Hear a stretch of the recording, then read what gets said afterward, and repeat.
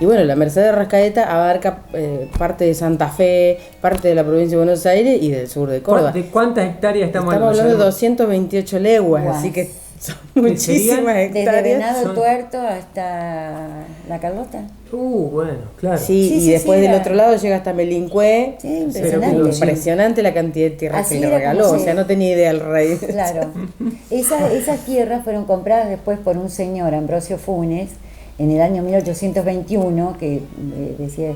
Y bueno, y después ahí aparece, y ahí se empiezan a valorar, los compran, sí, y empiezan a hacer negocios también, a tener y a empezar a buscar los títulos, y algunos herederos de Miguel de Arrascaeta comienzan a darse cuenta del valor que tienen esas tierras.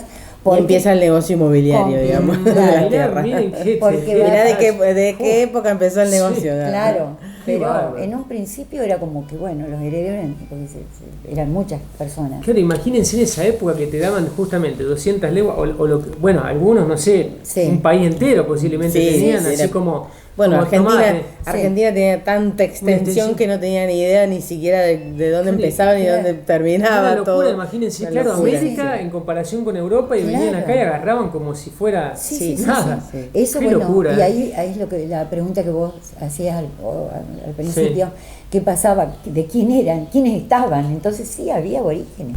Claro, pero bueno, que te contaba, un valiente guerrero y que amaba su tierra, que yo digo, amaba la tierra como la amamos nosotros hoy, en el siglo XXI. Él era Yanquetruz, un Ranquel, porque cacique Ranquel. Un cacique Ranquel que fue muy respetado y por la gente de ese momento, que ya por supuesto estaban los españoles. Por los acuerdos con los españoles, por el tratado de paz que se firmó, con Rosas, o sea, tuvo mucho que ver con la pacificación, con Rosa, la verdad... Terminar con los conflictos. Sí. Rosa llevó en el año 1833, hizo una conquista, una especie de conquista.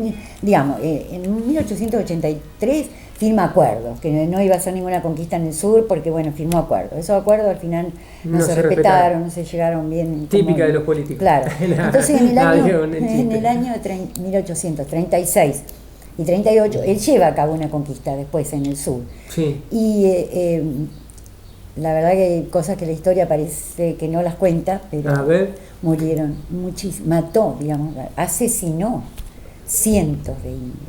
Y bueno, pero bueno, le voy a decir algo. A ver, las calles y a veces ciudades del mundo tienen nombres de militares que llevaron grandes matanzas. Sí. O sea, bueno, pero la historia la justifica, porque fueron parte de ser libertado, de darle el lugar, digamos, de liberar los lugares y de conquistarlos. Claro, fue parte de la conquista, la circunstancia, el contexto, la situación. Claro, eso es importante. Hay que ponerlo dentro de eso también. Si uno lo saca del uno toma contexto, decisiones de acuerdo al contexto donde está en el momento y la circunstancia que se presenta. Porque se lo demonizan. Ellos tomaron esas decisiones, ¿no? Había que matarlos para sacarlos. No, siempre había algo... en ese sentido a nosotros es como que uno le da... Te choca, ¿no? Sí, te choca pero obviamente no hay que descontextualizar. Yo digo dos cosas, ¿no? Una, que pasa eso, digamos, que es una verdad, que hay calles, pueblos, ciudades que tienen... Y es más, nosotros creo que no debe haber pueblo que no tenga a héroe que no haya matado a alguien, digamos. Algo que si uno se lo pone a pensar un poco es medio raro, digamos. Medio raro. Pero en esta época, en este momento de la historia, se lo juzga así, claro. Se lo juzga así. De la otra forma eran héroes. Pero en esa circunstancia era otra forma. Totalmente, y eso hay que entenderlo. Y a veces eran decisiones necesarias o no, no sabemos, no estábamos en ese momento. Totalmente, para el pueblo que estaba en ese momento era la decisión necesaria o lo que tenían que hacer. Sin justificar, ¿no? Obviamente. Pero no, totalmente. Pero hay que ponerlo dentro de lo que era. Claro. Yo lo que creo que dos cosas, que no hay que descontextualizar. Pero sí saber que justamente los parámetros han cambiado. Entonces los parámetros de hoy en día no son los mismos que hace 100 o 200 años. Por eso tenemos la libertad de juzgar ahora y de decir como muy livianamente. Que estaba mal hecho, que no se debía hacer eso. Exactamente. Y aparte, bueno, esto de que la historia la terminan escribiendo los que ganan. Eso quiero también decir que es algo que es una realidad, y después, digamos. por ejemplo, que el aborigen fue usado, porque se fue usado en las campañas de liberación. Y siempre el más fuerte, digamos, termina sublevando en cierta forma, o el más fuerte o el más inteligente. Digamos, esa regla yo creo que se sigue cumpliendo hoy en día. Quiero decir, como que supuestamente está ha avanzado la sociedad, que avanzó un montón, seguro, claro, está claro eso. Pero en algunas cosas como esas, pero la esencia se sigue manteniendo. La esencia se sigue manteniendo. Y bueno, y en cierto punto hasta no sé si está bien o mal. Quiero decir, no sé si yo puedo ponerme en un lugar y decir, no, está mal.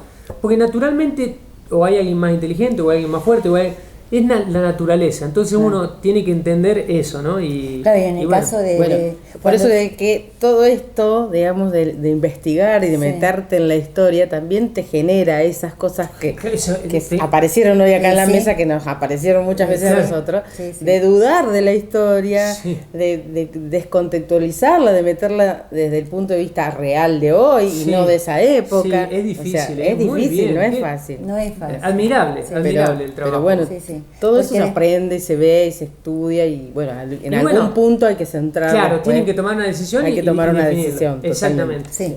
Y a ver, bueno. Y esa historia que uno no la puede cambiar, ¿no? Porque fue así. Sí. O al menos así te la contaron, digamos, y no puedes cambiar mucho porque no puedes volver el tiempo atrás. El aborigen, que yo te quería contar, que trató de avanzar sobre el sur, sobre justamente esta zona donde se crean las fortines, la lucha y los acuerdos y los malones y los avances que hicieron, después que muere Yanquetruz y bueno, le sigue su hijo, después Painé y después Mariano Rosas, que había sido, digamos, ahijado de Rosas, por eso que tiene otro nombre, pero después, bueno, ellos después optan, el menor ya eran pocos. Claro, lo habían exterminado. Volver a su lugar, o sea, de donde habían partido para ir avanzando, buscando nuevas tierras y nuevas cosas, vuelven a su tierra.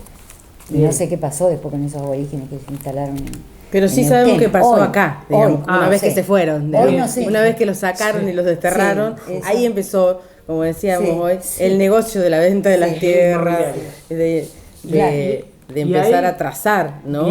La historia dentro de lo que es el desarrollo, el progreso, bueno, porque tenía que ver con eso también, la división de las tierras y las ventas y compras para prosperar o para ponerlas animales, a trabajar y pasaba algo eso apasionante que nos encontramos, decíamos, estudiando un poco la idiosincrasia del italiano, que fue el que los primeros habitantes de esta zona italianos. De la claro, porque ¿qué época estamos hablando?